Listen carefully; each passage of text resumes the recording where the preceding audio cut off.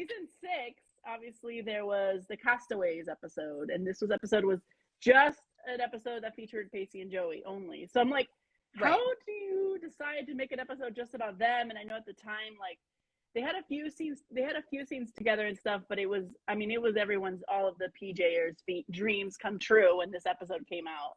And you wrote it. I know. Oh my God, I'm still feel so lucky that I got to write it. I mean, that was, in a way, that I think that was an organic part of, so when a show is ending, I know this because I'm a huge fan of Insecure, and that just ended. You know, in the writer's room, if you've been doing it for, at this point on Dawson's, we had made maybe like 96 episodes of the show or something. You know, you sit back and you think like, well, what do we want to see? This is our last chance to see something. And, you know, Pacey and Joey at that point had been so far, you know, apart from their romance and their relationship, but obviously that had been a huge part of the show. So I think it probably just started from this natural place when we're like, you know, sitting there going, we've got like 6 episodes left of this show. And we didn't, at that point, we didn't know anything about the 2-hour movie that Kevin and Greg ultimately did that was added to, that was still to come. We didn't know about that.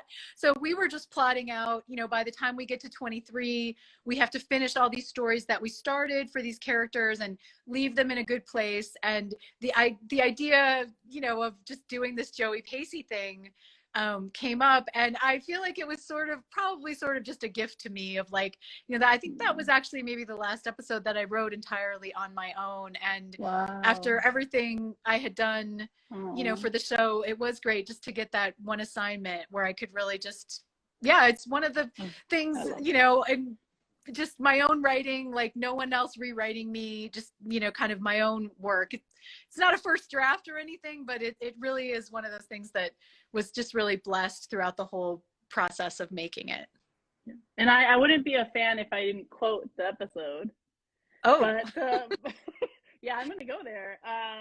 So there's that scene after they kiss, and like she's like, where did this come from? And he's kind of like, well, it's something that's just always there, like white noise, like this, just like it was. I don't know if you remember, there was a scene where he talks about what, like, and I thought it was just such a, somehow you put us right back into that space of like, that safe space of like that connection that they have with each other. So I just like, how do you do that? Like, Gina, like, how do you truly like, how do you do it? I don't understand. I mean, I would say for me as a writer, part of my process is not that the part that's similar to the fans is I would always rewatch things. Like even when I'm a fan of something, like I rewatch it obsessively.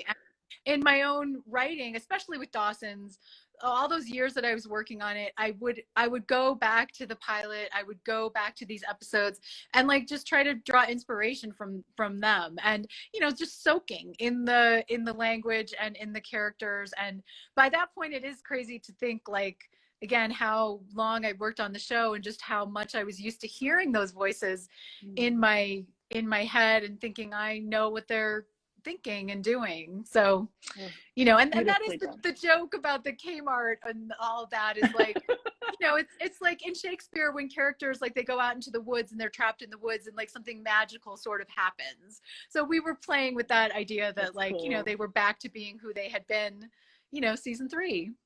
Oh, well, thank you so much for giving us that opportunity, because let me tell you, a lot of people were like, is this it?